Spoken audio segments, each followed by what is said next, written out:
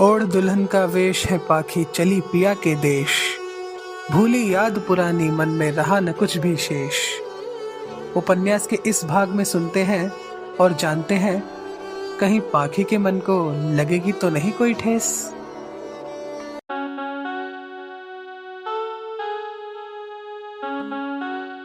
Can I hold your hand, एक खूबसूरत एहसास। कोमल अग्रवाल की कलम से निकला उपन्यास।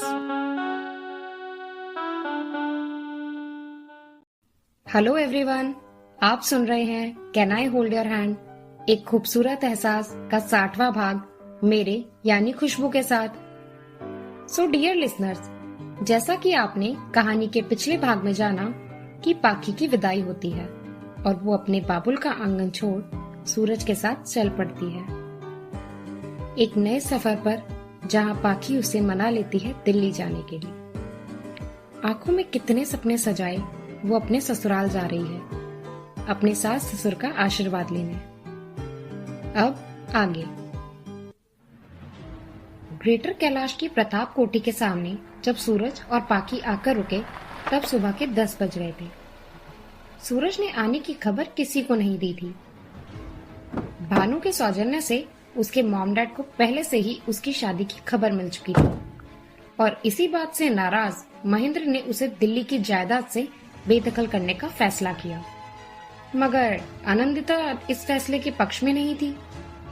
दोनों के बीच इस बात को लेकर तनाव चल रहा था और इसी तनाव के बीच पाखी मांग में सिंदूर भरे, गले में मंगलसूत्र पहने जब प्रताप खानदान के चिराग सूरज प्रताप के साथ कार से उतरी तो कोठी में सनसनी फैल गई।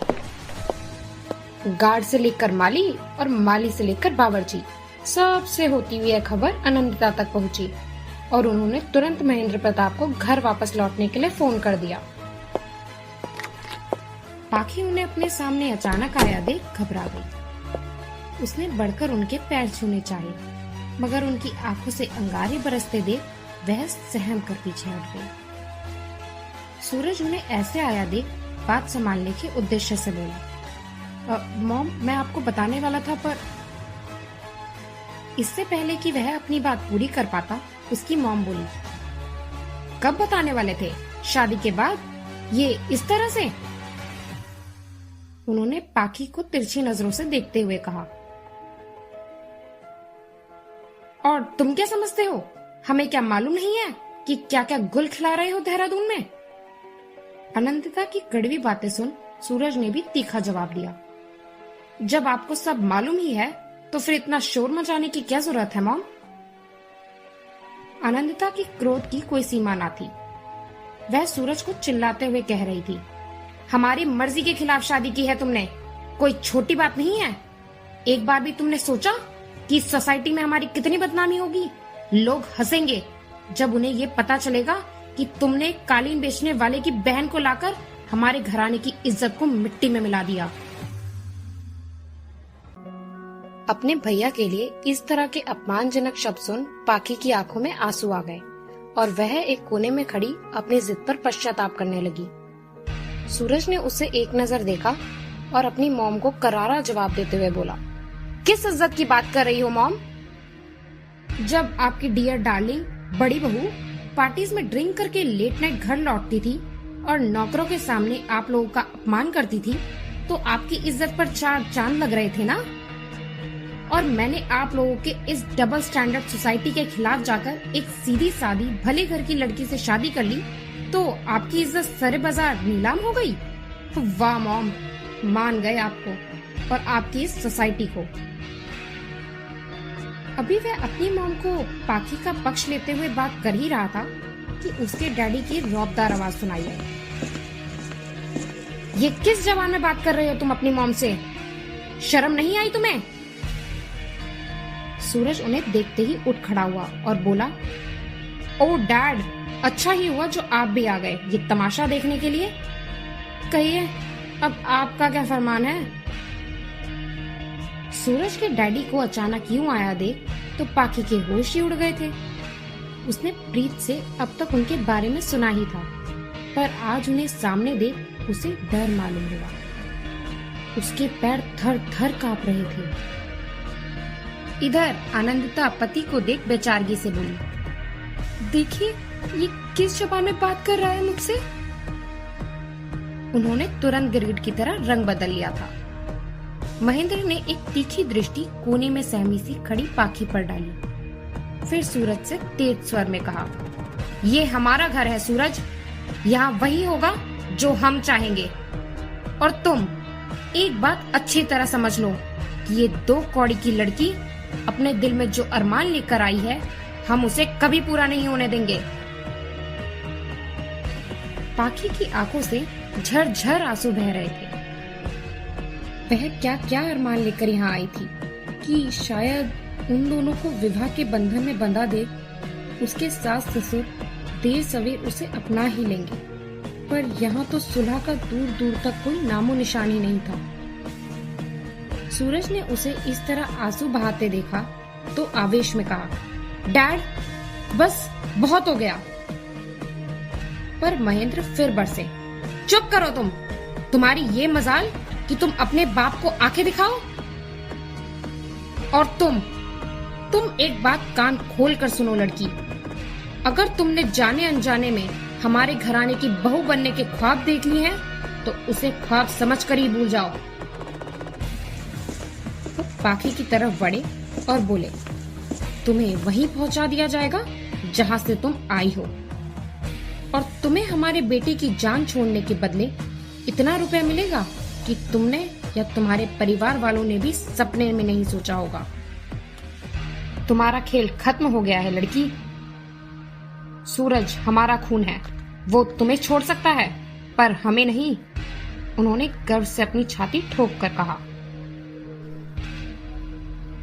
पाखी की आंखों से गंगा जमुना बह रही थी। उसने कभी माता पिता का ऐसा रौद्र रूप न देखा था और ना ही उसे इस तांडव की आशा थी।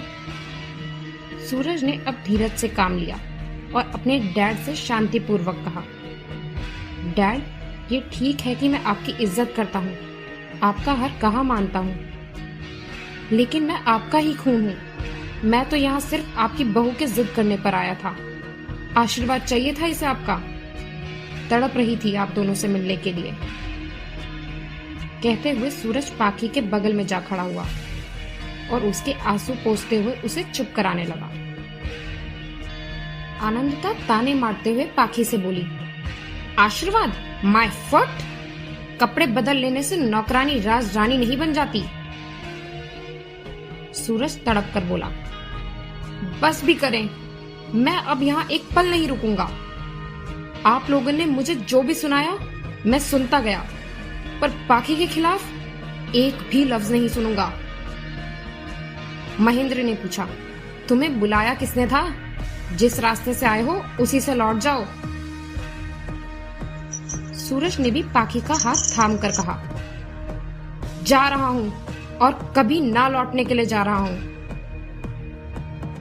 महेंद्र को पूरा विश्वास था कि सूरज उनकी बेदखल कर देने वाली बात से डरेगा, इसलिए उन्होंने पैतरा बदला। एक बार फिर सोच लो सूरज, मैं सब कुछ नीरज के नाम कर दूंगा, फिर तुम हाथ मलते रहना।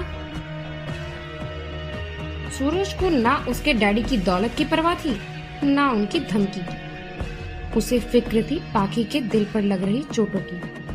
वह गंभीर हो बोला, ठुकराता हूं मैं आपकी दौलत को।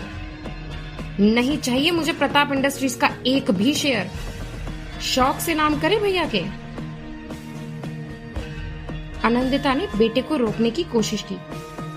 तुम्हारे डैडी जो भी कर रहे हैं तुम्हारी भलाई के लिए ही तो कर रहे हैं सूरज बेटा। देखा आनंदिता, इसलिए इसे बिजनेस मैनेजमेंट करने के लिए विदेश भेजा कि हमारा बिजनेस संभाले। पति को इस तरह परेशान देख आनंदिता पाखी की तरफ देखते हुए कड़वे स्वर में बोली, इस नागिन का डसा हुआ है, जहर इतनी आसानी से नहीं उतरेगा। पाखी के सब्र का बांध आंसुओं की बाढ़ में टूटकर बिखर गया था। उसने रोते हुए कहा, अंकल आंटी, मैं आपके आगे हाथ छोड़ती हूँ, मुझे माफ कर दे, मैं चली जाऊंगी अपने घर वापस। सूरज ने उसके आंसू पोंछते हुए कहा, क्या बोल रही हो, पागल तो नहीं हो गई हो? चलो यहाँ से, इनके सीने में दिल नहीं है, नहीं पिघलेंगे ये तुम्हारे सच्चे आंसुओं से। आनंदिता रोते हुए बोली, हाँ, हमारा दिल तो पत्थर का है। हमारे बेटे को छीना है इसने। मैं कहती हूं लड़की, हमारा घर बर्बाद कर तुम भी कभी सुखी नहीं रहोगी। जिस तरह से तुमने हमसे हमारे बेटे को अलग किया है, वैसे तुम भी इससे अलग हो जाओगी। पाखी अंदर से दहल गई। वह उनके पैरों पर गिरकर बोली, आंटी प्लीज मुझे इस तरह बद्दुआ मत दीजिए, मैं आपकी बेटी की तरह हूं। आनंदिता ने गुस्से में अपने पांव झटक कर कहा, बंद करो ये नाटक। रुपया चाहिए ना तुम्हें, दे रहे हैं हम तुम्हें। उन्होंने अपनी सेफ की चाबियों का गुच्छा पाकी की तरफ फेंकते हुए कहा, ये लो मेरी सेफ की चाबी। महेंद्र, ब्लैंक चेक दीजिए इसे, लो और हमारे बेटे की जान छोड़ो। सूरज ने पाकी पर गुस्सा करते हुए कहा, चलो यहां से, बर्दाश्त की भी एक हद होती है। उसने कसकर पाकी का हाथ पकड़ा और उसे जबरदस्ती बाहर की तरफ ले जाने लगा। गाड़ी के पास पहुंचकर उसने तेजी से दरवाजा खोला। बैठो गाड़ी में। पाखी को अंदर बिठा वह उसके साथ बैठा और उसने ड्राइवर को चलने का हुक्म दिया। कार मसूरी जाने वाले रास्ते की तरफ मोड़ने का कह सूरज ने पिछली सीट के सामने का पर्दा खींच दिया। अब उसने पाखी को अपने नजदीक खींचकर कहा, इधर आओ मेरे पास, बहुत रो चुकी हो। अब एक भी आंसू गिरा तो तुम्हें सौगंध है अपने सूरज की, जान दे दूंगा अपनी।